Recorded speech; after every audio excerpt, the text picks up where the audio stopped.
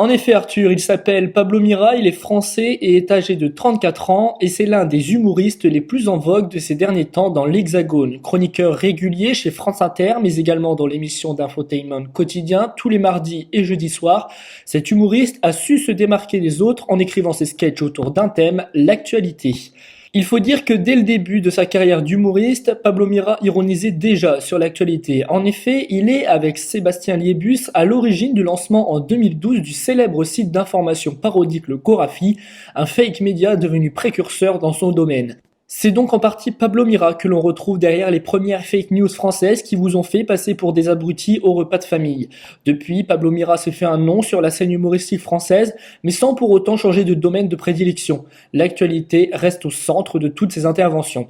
Cependant, pour l'émission Quotidien, présentée par Yann Barthès chaque soir sur TMC, Pablo Mira a décidé non plus de traiter directement l'actualité, mais de répondre aux questions et remarques d'internautes plus ou moins virulents qu'il appelle les haters. 2 soirs par semaine, pendant 5 minutes, l'humoriste vient lire en direct les messages postés tels quels sur les réseaux sociaux par les Français, principalement des tweets très crus, souvent en langage très familier, parfois très hard, en général très débile.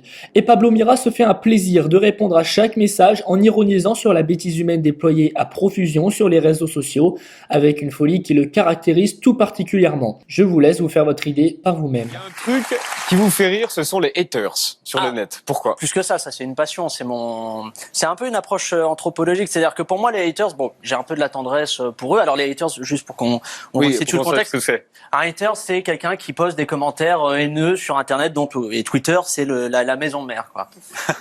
Et moi je suis vraiment fan d'eux parce que je suis persuadé que derrière cette haine, il y a un cœur qui bat. Bon, il bat sa femme, mais il bat quand même quelque chose, c'est le principal, Yann. Et puis surtout, pour moi, c'est un peu la liberté d'expression. Voilà, je rappelle, c'est un peu d'histoire. Je suis désolé de dire ça va peut-être vous choquer, mais qu'il y a des gens qui se sont battus et qui sont morts pour qu'aujourd'hui on ait le droit de souhaiter la mort des gens sur Internet. Alors vous allez voir, Yann, là je vous ai ramené des commentaires de haters en réaction à la naissance du dernier Royal Baby de Kate Middleton. En début de semaine, vous avez dû traiter le sujet. Alors vous allez voir, on est sur une haine de très grande qualité, hein, c'est quasi de la qualité AOC. Alors la première chose qui saute aux yeux quand on lit les réactions des gens, c'est que visiblement l'arrivée du Royal Baby a soulagé de nombreux haters qui attendaient ce moment avec impatience, comme un certain Georges qui s'est empressé d'informer les autres haters de Yahoo.fr en écrivant ceci. Ça y est, elle a chié sa côtelette royale. Oui, Georges. Ce sont des vrais commentaires. Ce sont des vrais, Yann, et je crois que c'est le pire. Et la côtelette royale se porte à merveille, Georges. Et alors, l'histoire retiendra donc que cette côtelette couronnée est née le 23 avril à 11h01. 11h01 précisément. Et malheureusement, certains haters ont raté ce moment à cause de leur emploi du temps ultra chargé. Comme un certain Space Mouse 007 qui s'en plaint toujours sur Yahoo.fr en écrivant ceci. À 11h01, j'étais sur YouPorn.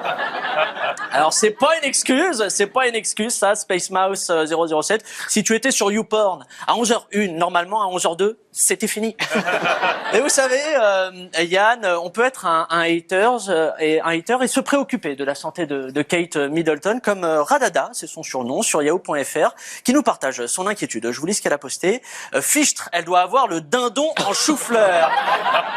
Oui, mais ne t'inquiète pas, Radada, le dindon de Kate a été pris en charge par les meilleurs médecins. Elle va très bien. Et elle va tellement bien, Kate, qu'elle a réussi à bluffer nos haters avec un visage rayonnant. On le voit ici là devant les caméras, seulement quelques heures après son accouchement. Et en témoigne le hater Lapinos, qui lui fait une jolie déclaration, vous allez voir, Yann. Elle a pondu encore un nuisible pour la couronne. Kate est toujours belle. William doit passer de bonnes soirées avec Kate. Il doit la retourner dans tous les sens. Très belle. Oui, bon, je sais ce que vous pensez, Yann. Mais peu importe la forme, un compliment est un compliment, ça se fait. Et puisqu'on parle de beauté, ça vous est peut-être arrivé autour de la table de vous trouver en face d'un bébé, et puis vous le trouvez moche, et puis vous trouvez des astuces pour éviter de l'avouer. Vous dites qu'il est grand, qu'il est drôle, qu'il est sympathique. Eh ben les haters, eux, quand il s'agit du Royal Baby, ils s'encombrent pas de toutes ces choses-là qu'on appelle le respect.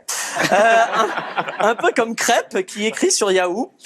Pour une accouchée de quelques heures, elle est magnifique, mais le bébé, Bouf, il est tout rouge et tout moche. On dirait E.T. dans son porte-bagages à vélo. Bon, là, c'est un petit peu sévère. E.T. n'était pas si moche que ça, Yann. Mais malheureusement, et je souhaitais terminer sur cette note-là, Yann, la réalité, c'est que de nombreux internautes étaient tout simplement heureux de cette naissance. Et il y a même des haters qui ont eu une pensée pour le Royal Baby en lui souhaitant le meilleur pour son avenir, notamment un certain Zach qui écrit. C'est de la poésie, vous allez voir. Il y a fort à parier qu'il va astiquer de la gonzesse princière en levrette, ce petit bout de chou. Espérons qu'il soit doté d'un puissant gourdin afin qu'elle la sente passer. J'ai honte, Anne, j'ai honte. Alors avouez que vous n'avez jamais vu dans une phrase les mots levrette et bout de chou aussi proches. Ça, c'est du génie.